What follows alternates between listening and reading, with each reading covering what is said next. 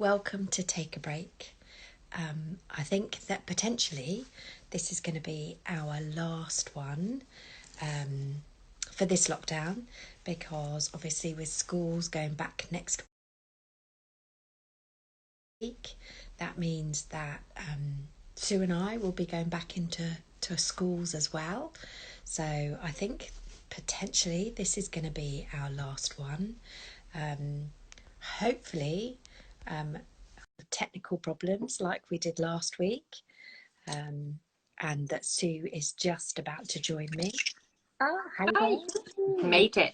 How are you? It's cutting off half my head. Yeah, I made it. Well done. Sorry about last week. Yeah. Oh, just technical. Yeah. I keep saying that actually technology is brilliant when it works. When it works, yeah. But when absolutely. it doesn't, it's just horrible, isn't it? Really. No, I was sat there, I could see you, and it just wouldn't let me on.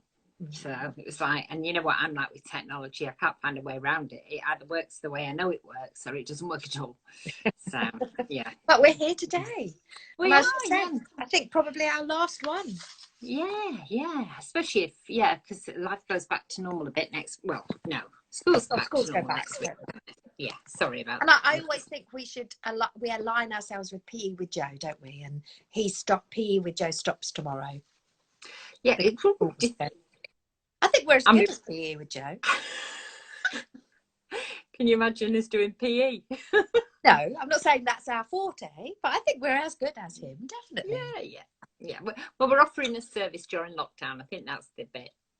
That's the whatever. Where it.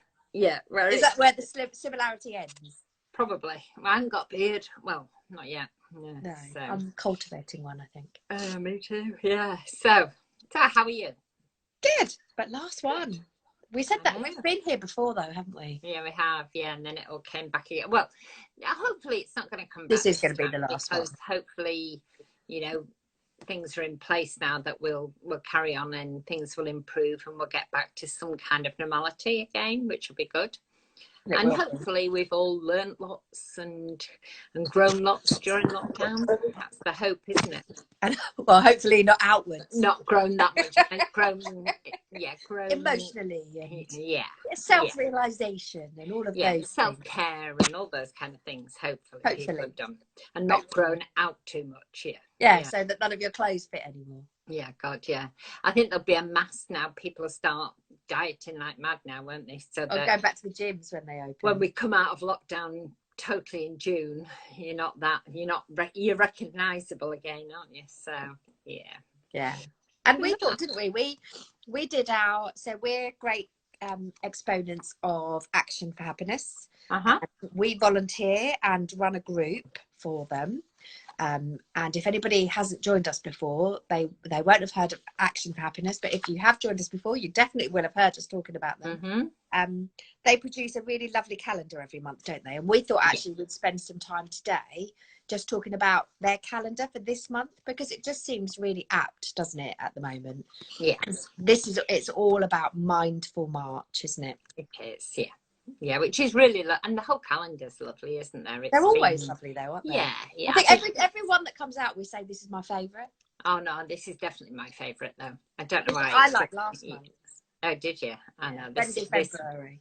No, this one's definitely my favourite. I can see bits. I just think there's bits that you can do every day that they're just doable, and I like that. Yeah. So things like having a cup of tea and thinking about it. So that's what I'm doing. I'm enjoying my cup of tea and I'm being very mindful of, well, I'm not really, because you're doing this as well at the same time. No, you're not. But that was the one for the 11th of March. It's have a cup of tea or coffee and be very mindful of how it is.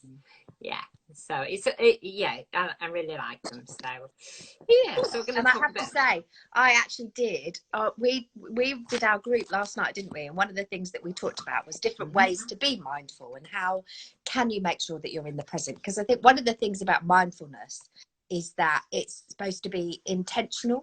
So we actually make a conscious decision to do it, and then actually when we do it, that we accept rather than judge.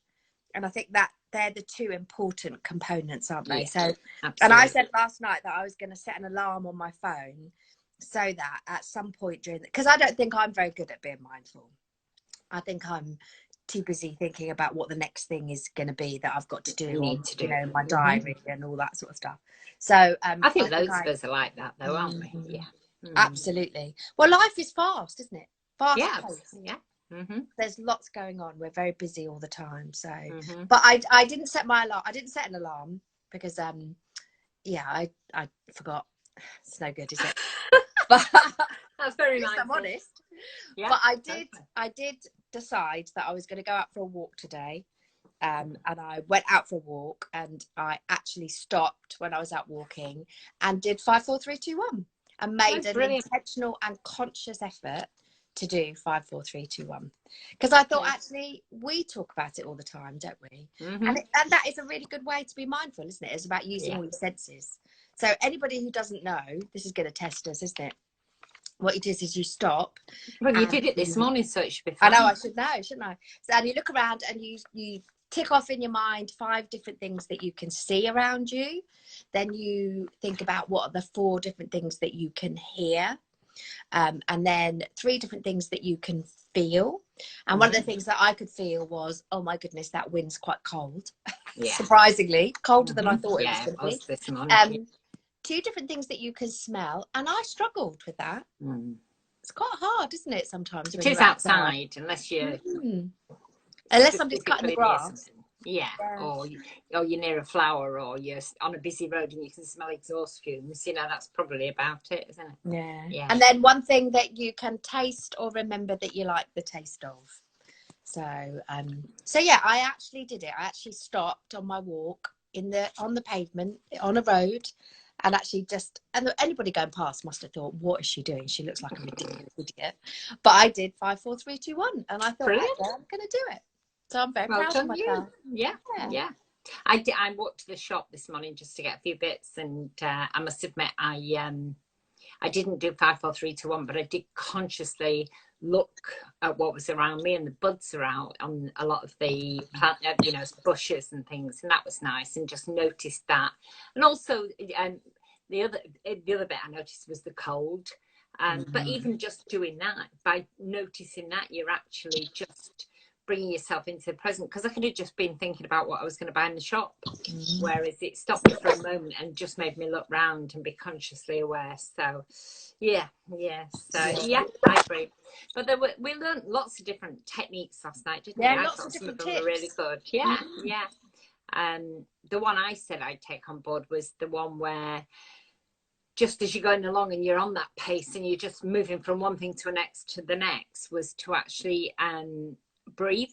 So do a big deep breath in, hold it. We do 4, 5, 6 breathing, don't we? So breathe in for the count of 4, hold it for the count of 5, and breathe out really slowly for the count of 6. So I did it. I've done it a couple of times, not as many times as I probably should have done.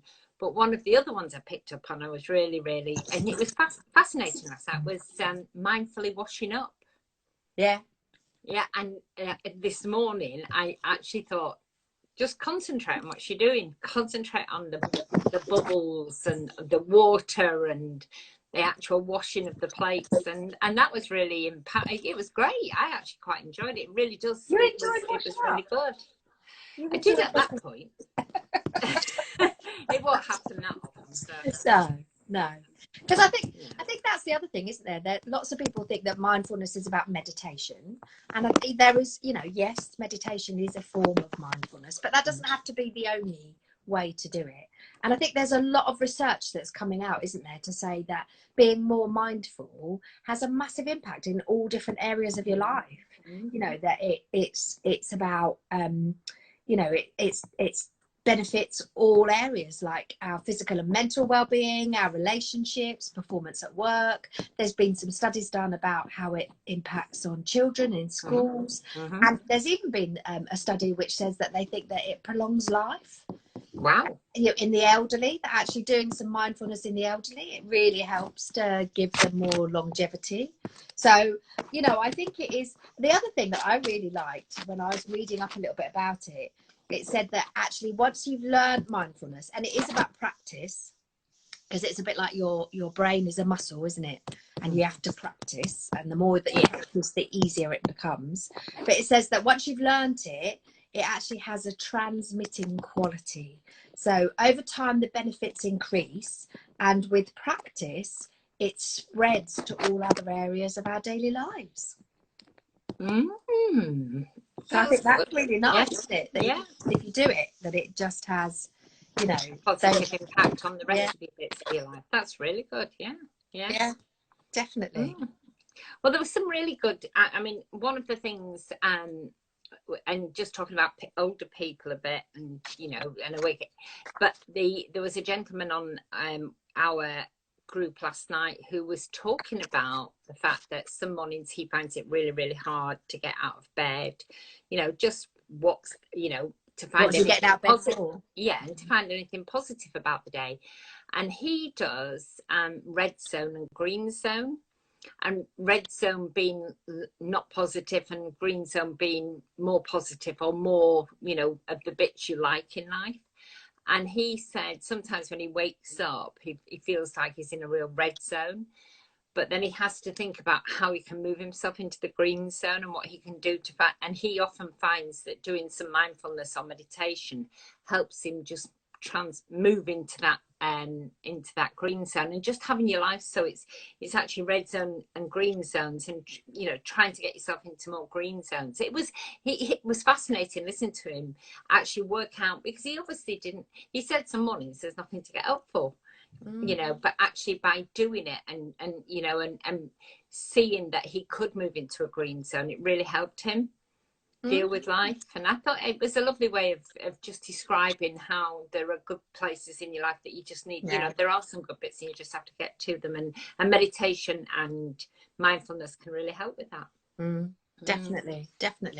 I really liked the 20-20-20. I'd never heard of that before. No, me neither. That was a really good one, wasn't it? To do that whole every 20 minutes, take 20 seconds to just really concentrate on focus on something that's 20 feet away. Because it just makes you refocus, doesn't it? And it is mindfulness is really just about being back in the here and now, isn't it? And not letting your mind doing that overthinking and that, being so busy. We've talked about it before, haven't we? That when you drive somewhere and you can't remember how you got there. I regularly do that one. Yeah, when we used to go to work, I get halfway there and I think, crikey, how did I get here? Did I go past that roundabout? Your head's working, thinking about everything else that it should be, that all the other stuff, isn't it? But the only thing with the 20-minute one for me was, do you have to do it every 20 minutes? I don't know. I think that might be a bit distracting on its own, wouldn't it? And then I panic if it got to 25, that I had to do 25 seconds, 25 feet away, and 25. Well, that's why I said about setting an alarm. Yeah. And maybe thinking about doing something like that. Very distracting if you set an alarm for every 20 minutes. No, I wouldn't be able to do that. No, I couldn't. You couldn't do that. But no, the concept was really good. I liked the concept of it. Yeah. Yeah. And I think part of it was about sitting at home, isn't it, in front of a computer all day. That actually it's not great for us to be doing that. No. And if you are somebody who's working from home and sitting in front of a computer all day, actually every 20 minutes, just standing up, having a stretch, just walking around, something like that makes all the difference, doesn't it? Absolutely. Yeah, it does. I used to have a program that used to come on my computer where if you'd been sitting at the screen for more than 55 minutes, it would flash up a message saying, right, you need to take a break now. And it would say, you need to put your shoulders up and let me, or look, take a break. Or you need to walk, go and get a drink of water. I thought go for a walk. It wasn't deliberate. No, it wasn't deliberate. But it used to flash up little reminders. You're being lazy. Yeah, I think it was a bit politer than that. But it would remind you, because it's not good for you to be sitting is the new smoking, isn't it? It is, absolutely. So we should be moving around more. Yeah, definitely. No, it is a good idea. But I think my big one is still my and we were talking about this last night, weren't we? My probably most mindful, but because I try to do mindful eating and concentrate on what I'm eating, but the one thing I do concentrate on every day is my chocolate. So after my lunch, I always make myself a cup of coffee and have a square. My favourite chocolate is chili dark chocolate. Who knows why? I just like chili dark chocolate. And I dip it in my coffee, which is really bad. But I savor it. And I only have one square. Well, maybe, yeah, usually only have one square. Sometimes two, depending on how bad one the day and a half.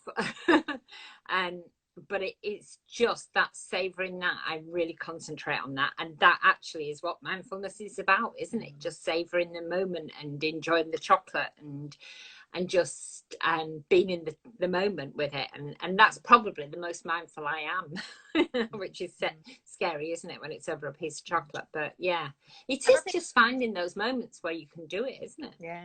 Well, I think a lot of people last night when we were chatting, it's all about being outside, isn't it? Yeah, that's when they felt they were at the everybody feels they're at, and it's lovely at the moment because there are buds out, and if you're in the right place you can hear the skylarks and bird song and like how many days is it now, Sue? Have you worked out how many days is it until it's going to be light at whatever? There was one take a break where you had the figure, didn't you? It's this many days. I had actually how many minutes it went back, but now it's still light after 5, isn't it? Which is great. I know it's a bit. I don't know about where you are, Annie, but it's a bit grey. It's quite grey here today, and I know it's going to get colder. But the lighter nights just make you feel that you don't have to close the curtains till nearly 6 o'clock. It makes you feel so much better, doesn't it? And we've only got the 25th of March clocks go forward. Yeah. That is not long. It's so it'll still be light at 6 o'clock, 6:30. That time, and then it's and then it just gets lighter and lighter, doesn't it? Which is great, and that makes us all feel better, doesn't it? And makes us able to. I was speaking to somebody yesterday who struggles to get out for a walk at lunchtime, but evening walk, no problem. But doesn't want to do it in the dark. Absolutely doesn't want to do it in the dark. She lives in a country place and it's not easy walking around the countryside in the dark, but I think the minute the nights get lighter it opens up another avenue, doesn't it? So so I think getting out there, and the lighter the nights become, I think lockdown lifting, hopefully we're all going to start to just feel a little bit brighter, a little bit more positive, a little bit. It feels a little bit more. Life at the moment feels like we're just on that cusp, doesn't it? Where there's a bit more hope. Yeah. Feels a bit more hopeful. It does, and especially with Monday happening. And I know you talked about going back to school next week and coming out of lockdown and what that would look like and how and people are feeling about that. And I think there are mixed emotions. Really mixed.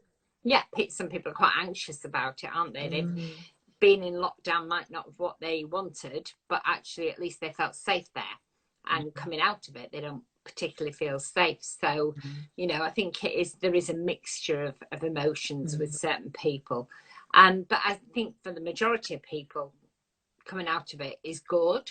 It's going to be positive, I think. I think it's just we have to do baby steps and take it slowly, don't we? And do each bit and then move on to the next bit. We can't run before we walk, can we? No. So we've just got to take it easy to make sure we do stay out of it forever. And I talked last week I talked a bit about anxiety and all of that sort of stuff, and I talked about the mixed feelings that everybody has, and you're absolutely right. It is baby steps, because actually I've talked to lots of people over the last week who are worried that they've forgotten how to do their job, and worried that they're not going to be able to remember how to do things which they took for granted. Absolutely. And I also talked last week about, as human beings, we don't like change. No. And this feels like a really big change. Well, it's another change, isn't it? Yeah. And although, it's a bit like, what did they call it? Being institutionalized, isn't it? Where although you don't particularly want it, if you're told what to do every single day and have to do it a certain way, there is a safety comes with it, and you feel safe at least. And I think now people are starting to they're being let out, the gates are being opened, and that is scary. And it also, because you have been so locked in, actually you just tend to lose your confidence a bit, don't you? Absolutely. And it's about having the confidence to think, I'm making the right decisions, and it is all right, and I do know what I'm doing, and battling that feeling of uncertainty. And I've said to quite a few people over the last week, you know what, by the time you get back there, and by the time you've done it for a day, it'll feel like you've never been away. Yeah, well, I must admit, I said exactly the same. By the time next Wednesday comes, the children will feel like they've never been out of school, really, will they? So it's just doing it, isn't it? The Sunday night feeling is going to be hard this week. It's going to feel like that first day of term in September. It's all those feelings are going to come back, but it is that just take lots of deep breaths. Actually, we've still got that the blog up about Sunday night feeling. Yeah, we have. It's on our website. Yeah. I'll post up a link to it to say it's going to be even bigger, isn't it? Yeah, absolutely. So, but all those feelings of anxiety, but it is just concentrate. I always say concentrate on the Sunday night. Don't think about the Monday morning. So just concentrate and plan some nice things like, a film on Sunday afternoon and then a nice evening meals, and hot chocolate before you go to bed, whatever it is, so that actually, that's pleasant. That's not, you don't spend the whole of Sunday anticipating Monday. I think that's the worst thing you can do. I think, Monday will come anyway, so you might as well enjoy Sunday. And that's about being mindful, isn't it? It is, yeah. It's living in the moment. Yeah, absolutely. Sitting, with your children and enjoying that film. Having hot chocolate and marshmallows is a real big treat watching the film, whatever it takes, but being mindful of it and really doing that and sitting with that Sunday, will be really good and take a lot of that anxiety away. And not, every time your mind wanders to the Monday, bring it back and say, nope, not doing Monday, it's Sunday today, I'm only doing Sunday. And it takes a lot of strong will, but it does work. It can really help. So especially this Sunday, hopefully it will work. But it is back to that whole idea about having to practice at it. You have to practice absolutely. It, don't you? It doesn't happen, I think the way that life is for everybody, naturally, what we do is we're always busy. We're always looking at the next thing. There's always that speed about things, that pace of life where we get information all the time from different places, and we don't take the time to just stop and just take a minute. And I think that actually it is about practicing and trying to find a way to put that practice as part of your everyday routine. It's getting the time as well, isn't it? People always say, I haven't got the time to do it, or I haven't got the time to meditate or whatever. But actually, the motivation, somebody said to me the other day, the motivation, but I've given up a little bit on motivation because it doesn't work anymore. I think motivation's gone out the window for a lot of people. But when you actually put it as a demand in your day, it is a little bit better to actually you put it in your diary, you put it in your set an alarm on your phone. So this time the one that I was talking about was around a walk, getting out for a walk. I haven't got time. Well, then plan it as part of your day, like you put in that meeting, you put in that walk, but that part of meditation, you put it in and you plan it in your diary, because I think if you wait for motivation to come along, you're going to wait a long time at the moment. And I think if you do plan it and you put it in your diary, it doesn't have to be, you don't have to sit down and do a 20-minute meditation, do you? It can be as simple as, sitting and eating a square of chocolate mindfully, or stopping when you're out on a walk and doing 5, 4, 3, 2, 1 and just looking around and seeing what you notice. It doesn't have to be something that lasts for hours. And you know what? I reckon we can all find 1 or 2 minutes every day to practice, to be a little bit more mindful. Or bring mindfulness into your daily chores, like the washing up, like the, whatever you're doing. If you've got a chore that day that you've got to do, that you normally just do without thinking about it. The other one that somebody said to me ages and ages and ages ago was, think about brushing your teeth mindfully. Oh, wow. Yeah, because if you think back, you just do it, don't you? Yeah, I tend to do it doing other stuff in the bath, you know, or wandering around tidying up do you stuff. notice the minty toothpaste and how it smells and what it feels like in your mouth? Yeah, really good one. And that's something that that's 2 minutes, isn't it? So it's rather than doing a mindfulness technique, actually put mindfulness with something that you do every day, all the time. Tag that on to something that you do every day. It's a really good idea, isn't it? Yeah, become fun. And the other one I try to do more of, and again, it's less now that we're not traveling, is in the car. I try to be more mindful now and try since we. What you mean? You don't shout at anybody anymore? Never shout. I never shout at anybody. You just fire an imaginary gun at people. I used to. I'm less now. There's less idiots on the road now. They're all in their houses. Yeah, that's fine. No. No, I have tried to become more mindful of when I'm driving around, because that is probably my worst time for letting my head slip away and go over, you know, and join so to be more mindful when I'm driving would be, you know, it's probably the one I've got to practice, but it is one I should do more of. So and you know, it's a good one to do, isn't it? Yeah, it is. And I think, you know, we don't underestimate the physical benefits. You know, there's been lots of studies done that actually it can reduce your blood pressure, it reduces your levels of cortisol, which are the stress hormone, and all of that has a really positive impact on your physical health, not just your mental health, but on your physical health as well, which is great, isn't it? Yeah. You know, we've talked before, haven't we, that, you know, high cortisol levels starts to affect your immune system. Yeah. And at the moment, immunity is really important for everybody, because none of us want to catch COVID and do all that sort of stuff. So really important to think about all those things. I'm going to read this because this is another thing that I found. So research shows a number of benefits that mindfulness can have on our ability to perform, in addition to enabling us to cope better with stress. So several studies have shown that it can improve memory and cognitive flexibility, attention and ability to concentrate, learning ability and academic performance in school children, and various aspects of creative thinking and creativity. Wow.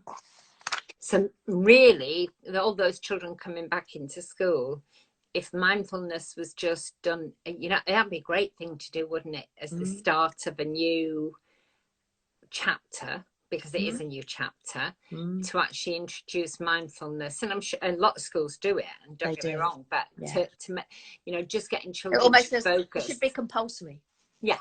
A bit like and certain times of the day that children know exactly, because children again get into that routine, don't they?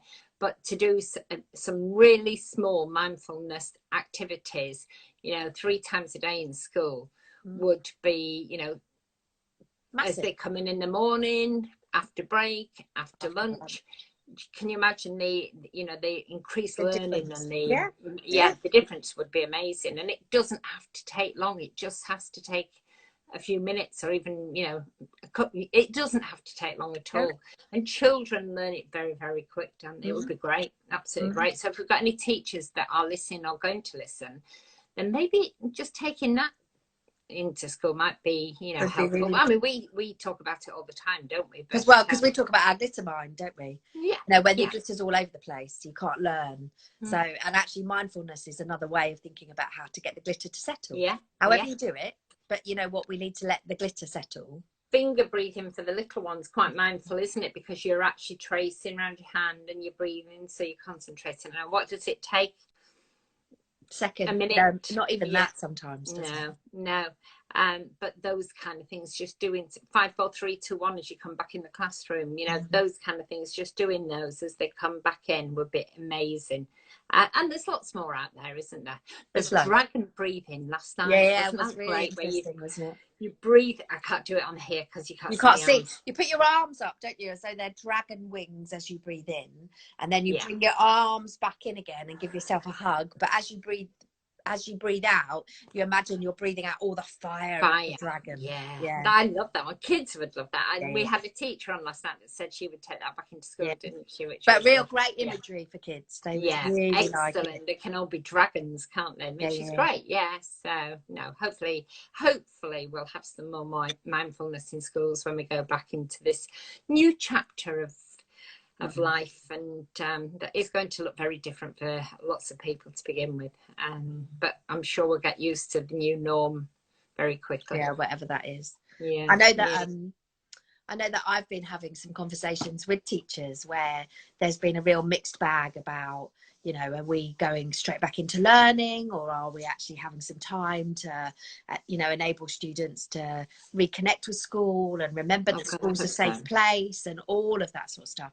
I had a conversation with one particular teacher where actually he had made the decision that he would really like to have had a whole day on Monday where he wasn't going to do any teaching at all, and it was all going to be off curriculum, because he wanted to get them all back in the classroom and to be able to be in the right place for learning and friendships and all of that sort of stuff. But he started talking to some of his colleagues who'd been doing it for longer than him, and by the time he'd finished talking to his colleagues, it had gone from being a whole day down to the first half an hour. And I ended up having a really long conversation with him and saying, do the day, go back and do the day, do the day. And we talked about lots of different ideas of things that he could do. And he was really, you know, he said, I'll have to talk to the head. And I said, well, just email and say, here's the evidence and all of that sort of stuff. And he actually texted me, he emailed me, and he said, after our conversation, he emailed me back and said, I've spoken to the head, and he said, you could be off to curriculum, you could be off timetable for the whole day on Monday. Oh, brilliant. So he felt really pleased that he'd asked and that he'd checked it out, but felt vindicated. And I said to him, we can't, that the other thing, I was reading an article in The Guardian this morning all about testing and the gap. Somebody fill the gap. I presume it's Heather from Oaks Barnes just said now they're talking about tests. And we can't, you know, it makes me so cross when people start saying we've got all these gaps, and it's like we've got lost learning and they're not where they should be. And it's like, actually, hang on a second, who are we comparing these children to? There has never been another cohort of children that has ever experienced this. At some point, there will be you know, they have to look at where they are, but not yet. Give them time to settle in, give them time to come back, give them time to emotionally adjust to everything that's happened. Back in school. Yeah, absolutely. Yeah, just give them a bit of time. You know, children do change. You know, they do adapt, but you do have to give them time. Some of these children, lockdown again, will not have been a good place to be. And we've got to be very aware of that. And I think this time, and you and I both know, we've had the more phone calls, we've had but you know, this time I think it's hit people much harder. And I think you know, and if it's hit people harder, it will have hit children harder. And I think, you know, coming back into school, we've got to be very mindful of that. And I think that children are only going to be able to perform and be able to do their best in all these tests and all of that sort of stuff if they feel safe in school. And that's safe physically as well as emotionally. And actually, to make them feel safe, we need to give them time. Yeah, absolutely. It's the biggest thing we can do. They need to learn that school's an all right place. It would be lovely, wouldn't it, again. If you know, because ultimately I think none of us thought they would be there till Easter. So for the next couple of weeks, it would be lovely if they just had that time just to readjust to being in school with their friends and doing the things that they've missed out, and play and all that kind of thing. And then start again after Easter, you know, after the Easter holidays, let's go for it, really, you know, if they want to go for it. But just having those few weeks just to readjust would be lovely. Like, it's not going to happen. No. Well, the article talked about, actually, you know, what kids learn through play. And of course you know, think about when they start in reception and nursery, there's no formal teaching that goes on. They're just allowed to play, aren't they? Because that's how they learn. And actually, teenagers, it's through play, but it's different, isn't it? Because it's play about meeting up with your friends. It's about sports clubs. It's about activities that you do. Well, that's how they play. Well, they've got to learn all that socialization again, haven't they? Because they've lost all that. You know, and how to be with your friends and how to react to what people say, etc. For a lot of them, haven't had that connection with their friends. You know, much as they like technology, they haven't found it that easy to connect with friends on technology. And I think, you know, it is going to take some readjusting back into the place. And I think as the adults who might be going back to work again, I think it's also realising that actually, you know what, you need some time to readjust to going back into a working environment, because there's all that office politics, isn't there? There's all that. I think they're still going to go back into the bubbles though, aren't they? They won't be out of their bubbles. So I think there's still going to be that bit of where they won't see a lot of the other staff in the school. You know, they'll still be in the bubble. Like general, you know, generally. True. As we're thinking about, you know, as we move further on and people are going to be expected to go back into a workplace, whatever that workplace might be, you know, actually to remember to give yourself the time and the space. It's not just about children having to relearn all these things. It's about us as adults giving ourselves time and being kind to ourselves and thinking, actually, I've forgotten what this is like. And you know what, really forgotten how tiring it is to do the commute every day and to, you know, then do a full day's work and come home and not just be able to get up in the morning, you know, 15 minutes before I'm due to start work, throw some clothes on and sit in front of a computer or even get dressed. You know, normally I can just sit in front of my computer and I don't have to get, you know, so it is just about being kind, isn't it? And you know, I know we talked a lot about children going back into school, but it's about the adults as well going back to the workplace. Not, you know, I can't imagine, I find it hard to imagine that people will ever go back to work in the same way as we used to, like big offices. For the majority of people. I think there'll be some mixture, won't there? But I think it's about being kind and not being too hard on yourself about how it feels to go back to work.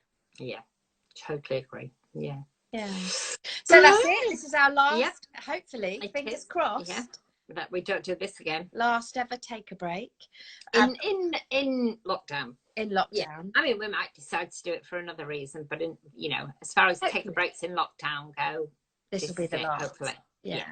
But you know, people can still keep up with everything that we're doing by checking out our website and following us on social media. We do sort of fortnightly-ish podcasts. Our latest podcast went up a couple of weeks last week, just all about us chatting about low mood, and then our next one is planned for Monday, because actually it's International Women's Day on Monday, so we've got a whole host of social media activities going on throughout the day, and we've got a podcast that we'll be publishing at the end of the day, which is us talking about International Women's Day and women that inspire us. And if anybody is interested, I would really recommend going onto the Action for Happiness website. And having a look at their Mindful March calendar. Yeah, it's great. And we hope that Take a Break has helped. Even in a little way. I mean, maybe not as much as Joe Wick's PE did. I think we're the Joe Wicks of your mind, I'd like to think. Oh, okay. Maybe on that note we should go. Okay. Take care. Bye. Bye.